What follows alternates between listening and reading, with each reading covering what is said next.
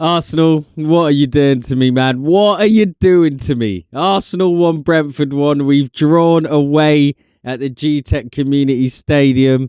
Keith Andrews' side have got a point. They done their job and we didn't do ours. Before we get into today's match reaction, leave me a like, subscribe to the channel, turn your notifications so you know when I drop a video. But let's get into this, man. Not good enough. Not good enough. Poor. Just poor. If we want to win the league, we've got to do better than that, man. I honestly don't know what that was. I don't really know where to start. I don't think anyone barring maybe Declan Rice and Madueke can be truly happy with their performance today. I just think it was a bit subpar from everyone. Should we start with... Let's start with the positives, because I think that's not going to last for much time. Now it'll probably be easier. Madueke scores, puts us in front. The first half, not much happened, if anything at all. It was just a very sort of tactical game. Neither side really forcing either's hand. And yeah, it just wasn't really entertaining. Nothing really happened in the first half. Excuse me. But second half, we picked it up. You could tell Mikel Arteta had sort of drilled it into the boys that they need to do better. Eze started the game, didn't come out in the second half, which we'll talk about in a little moment. But yeah, we started the second half pretty well, started playing well. And Noni Madueke puts us in front on the hour mark. A good cross in from Hincapié, a good link-up play on the left-hand side with Hincapié and Rice. And he finds Madueke, who sort of catches Kelleher, who was sort of wrong-footed. I think another goalie on another day, to be honest, might just save that. But it's a good header nonetheless. When I saw it happen and it went in, my immediate reaction was class, quality header. And I've been quite critical of Noni Madueke. Didn't really want us to sign him, but he's been doing all right. He's been doing better recently. And a goal like that, put your team in the lead in a title race. You can't ask for more. You really can't ask for much more. So big up Noni Madueke. And outside of that, I thought he had a decent game. Was probably maybe second best player. I thought Declan Rice had a good game. Declan Rice was just putting out fires as usual, man. Popping up here, there, everywhere. Driving us forward. I don't want to say it because it's quite controversial, but pretty much a captain's performance from Rice. But it wasn't enough as it didn't get us over the line. So let's just talk about Eze quickly, seeing as I mentioned him a moment ago. He gets the start. Kai Havertz. News dropped yesterday, pretty much towards the end of City's 3-0 win over Fulham, that Kai Havertz will miss the game with Brentford and Tottenham and will likely be out until the end of February, if not the start of March. So Havertz is out again. Another injury, muscular injury, different to the knee injury he picked up. So not as severe, which is good, but still not ideal. I thought this was a game where we could see Havertz and Gyökeres start up front. Those two have really struck up a good partnership, but we're not going to see that. We saw Eze get the chance and he didn't take it. And I don't want to be too harsh on Eberechi Eze, but when he signed for Arsenal, you know, he had that nice music, the little workout, the signing video of Ian Wright, his family, which is beautiful. Eze was almost in like a state of disbelief that he was back at his club, the club that released him when he was just a teenager, and he made it back. Sort of the dream of every football player. You know, if you don't make it initially, you find your way back to where you wanted to get to, which is at the top of the game. And Eze at the minute isn't playing the way we seen him play at Crystal Palace, because the players in there is a top player in there in Eberechi Eze, but we're not seeing it at the minute. And when you're at a club like Arsenal, these big clubs like Man United, Chelsea, Liverpool, you don't get the patience. You just don't get the time.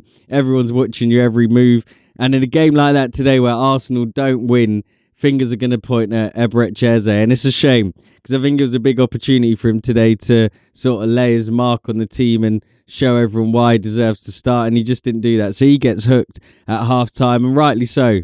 Big up Arteta for making that decision. And we see the captain, Martin Odegaard, come on the pitch. And to be fair to him, I thought he changed the game. But once again, just not enough. Now, to be fair to Odegaard, he was making things happen. As soon as he come on the pitch, he made more of an impact than Eze did in the whole of the first half. Probably in the first 10 minutes. Things were just ticking. The ball's moving a little bit quicker.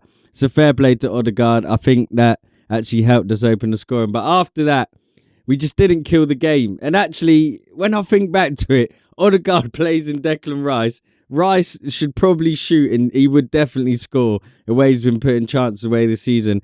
But he almost rightfully looks for Gyökeres and Coyote of Brentford gets back in and intercepts it. What a player Michael Coyote is, by the way. But he intercepts it, and we miss a clear-cut chance. And if that goes in, could have been 2-0. So fair play to Odegaard. He actually was quite instrumental when he came on. But let's talk about Brentford's goal. A throw-in, a long throw-in. It was dubbed the set-piece derby. I was actually lucky enough to go to Brentford's training ground yesterday for TalkSport for my work, and we filmed an interview with Keith Andrews and Natalie Sawyer, and it was dubbed the set-piece derby. Keith Andrews was the set-piece coach under Thomas Frank last season, so he's very much aware of how important set pieces can be, and they score from one. Keane Lewis Potter, who's got a few goals for Brentford this season. Excuse me. If you play fantasy football, you know about Lewis Potter. And he scores, good header. But Odegaard, defensively, I don't want to say he's sleeping, but he weren't doing his job. He was not doing his job. The ball gets flicked on, I think, by Thiago, or it might have been Van der Berg, actually. And then it gets flicked to the back post, and Keane Lewis Potter just heads it away. Not much David Raya can do. And Brentford are good at set pieces. We do it to other teams. You can't really complain when it happens to you. You do almost have to just admire it because the way they fashioned it was good. But overall, do you know what? It's hard for me to truly criticise Arteta because I think we had the individual moments. I mentioned the Declan Rice chance where he tries to give it to Gyökeres. And then there's another chance at the end. Gyökeres, who I thought was really good today in terms of hold-up play. A lot better than he has been. One of his better games for playing the lead in 9 on his own. He flicks the ball in behind. Timber runs onto it. By the way, why is Timber running onto it? Where's Saka or Odegaard? Don't know where they were, but Timber's running through, bursts through the middle of the pitch. Martinelli's up there with him. Timber gets it squared to Martinelli. Not the greatest pass. It's on his left foot. I think it needed to just be in front of his right so he could hit it first time. Obviously, Martinelli is a right-footed player, and that would have just made the chance a lot easier. But he does get him the ball, and Martinelli takes a touch, and really, I don't think he had time to take a touch. I think he had to just hit it first time, probably left foot. But he takes a touch. He gets a shot away, but Kelleher's just so close to him. It's a good save from Kelleher. So, yeah, frustrating game. Really frustrating game. As you can tell, I've been shouting. My voice is actually going because I was that frustrated watching the game. But I struggled to blame Mikel Arteta. I know, excuse me, I know a lot of people will be looking towards the manager in a game like this, but what can he do when the players are missing chances? I don't really think there's a lot he can do.